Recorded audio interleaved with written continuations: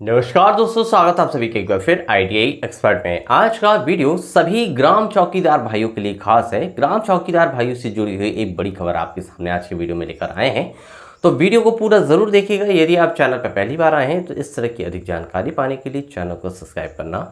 दोस्तों, यदि हम बात करते हैं कि उत्तर प्रदेश में जो लोकसभा का चुनाव हुआ, उस चुनाव में भाजपा को करारी शिकस्त दी है। मोदी और योगी जी की जो टिकड़ी थी, मोदी और योगी जी की जो जोड़ी थी, उसको उत्तर प्रदेश के जितनी भी जनता है, वहाँ के जितने लोग हैं, उन्होंने सिरे से उसको नकारा और काफ़ी कम सीटें वहाँ बीजेपी को मिली। साथ में यदि हम देखें दूसरी ओर विपक्ष की जो पार्टियां थीं, से समाजवादी पार्टी के अखिलेश कुमार यादव और राहुल गांधी की जो जोड़ी थी, इन्होंने कारनामा कर दिखाया। काफ़ी अच्छी तरीके से लोकसभा चुनाव में लड़े और काफ़ी सारी सीटें भी जीती। तो देखिए, ये दोनों जो पार्टियां हैं, दोनों की पार्टियों के बीच में जब चुनाव हुआ तो दोनों पार्टियों में से दोनों ने अपना जी जान लगा दिया सीटों को निकालने को लेके। लेकिन देखिए, फाइनली जब बात करें ओवरऑल, तो यहाँ एनडीए की सरकार बनी और इस तरह से अब हमारे माननीय जो प्रधानमंत्री हैं मोदी जी हैं और उत्तर प्रदेश के मुख्यमंत्री श्री योगी जी के द्वारा अब सरकार का जो है तो क्रियान्वयन किया जा रहा है। तो देखिए, अब इस हार के बाद योगी जी के जो सरकार है, उनके द्वारा अब कुछ कड़े फैसले लिए जा रहे हैं। इस हार से काफ़ी कुछ सबक उनको सीखने के लिए मिला है। तो योगी जी के द्वारा देखिए, सबसे बड़ा जो फैसला लिया गया अभी कुछ दिनों पहले, आप सभी ने ये बात सुनी होगी कि जो उत्तर प्रदेश में पुलिस की परीक्षा हुई थी, उसमें काफ़ी सारी गड़बड़ियां देखने को मिली। इस परीक्षा को रद्द कर दिया गया था और पुनः इस परीक्षा को जुलाई महीने में किया जाना है, ऐसा जो है तो आदेश निकल चुका है।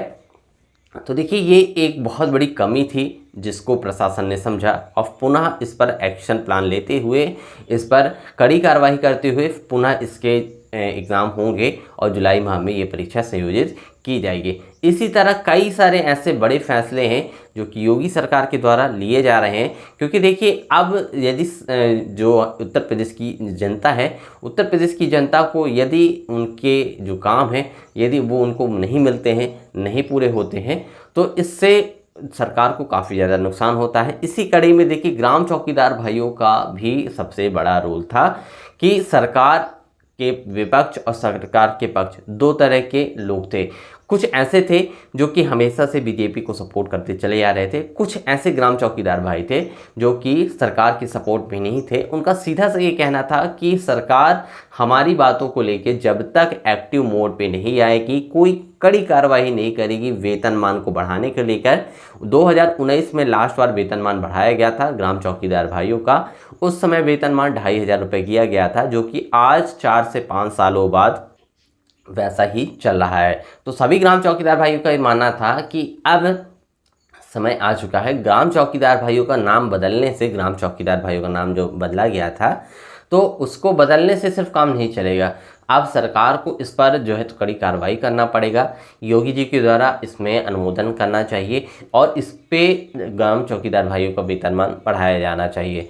कई सारे हमारे ऐसे ग्राम चौकीदार भाई हैं जो कि उत्तराखंड के हैं, जिनमें से एक दीपक राम जी हैं। वो भी अपनी समस्याओं को लेकर निरंतर हमें कमेंट्स करते रहते हैं कि सर, हमारे यहाँ भी ग्राम चौकीदार भाइयों का वेतनमान बहुत कम है। उत्तराखंड में धामी सरकार है, बीजेपी की सरकार है, सारी सीटें वहाँ से जीत के आई हैं, उसके बाद भी ग्राम चौकीदार भाइयों का वहाँ सुनवाई नहीं हो रही है। उनका वेतनमान इतना कम है कि उस तरह से उनके लिए जीवन यापन करना भी बहुत मुश्किल हो पा रहा है। साथ ही हमारे यहाँ उत्तर प्रदेश के कई सारे ऐसे ग्राम चौकीदार भाई हैं जो कि इस समस्या से जूझ रहे हैं, निरंतर इसको लेकर प्रयास कर रहे हैं। तो देखिए, हक की लड़ाई है ग्राम चौकीदार भाइयों की। जब तक आप अपने हक के लिए नहीं लड़ाई करेंगे, तब तक आपको अपना हक नहीं मिलेगा। हक की लड़ाई का मतलब ये नहीं है कि आपको किसी से लड़ाई करना है।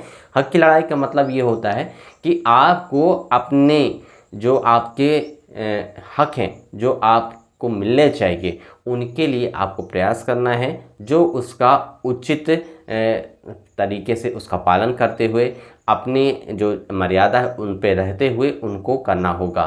तो ग्राम चौकीदार भाइयों को देखिए, यूपी में अब उत्तर प्रदेश में अभी भी योगी जी की सरकार है। जिस तरह से अब योगी जी एक्टिव मोड पे हैं, तो ऐसा देखने के लिए लग रहा है कि बहुत ही जल्द ग्राम चौकीदार भाइयों का वेतनमान बढ़ाया जा सकता है, क्योंकि 70,000 ग्राम चौकीदार भाइयों का वेतनमान बढ़ाने को लेकर एक कड़ी रूपरेखा तैयार करनी होगी, जिसके बाद ही इसको क्रियान्वित किया जा सकेगा। यदि इस बार ग्राम चौकीदार भाइयों का वेतनमान नहीं बढ़ाया जाता है, तो आने वाले राज्यसभा चुनाव में इसके परिणाम और भी ज़्यादा भयावह हो सकते हैं सरकार के लिए। तो देखिए, अब ग्राम चौकीदार भाइयों के ऊपर एक बड़ी जिम्मेदारी है कि वो अपने कर्तव्य का निर्वहन करते हुए साथ में सरकार के साथ मिलजुल के काम करते हुए आगे बढ़ें और सही समय आने पर ग्राम चौकीदार भाइयों का सरकार के द्वारा वेतनमान बढ़ा दिया जाए, जिससे हमारे सभी ग्राम चौकीदार भाइयों का इसका फल मिल सके। तो दोस्तों, आई होप आज का जो वीडियो है आप सभी ग्राम चौकीदार भाइयों के लिए हेल्पफुल रहा होगा।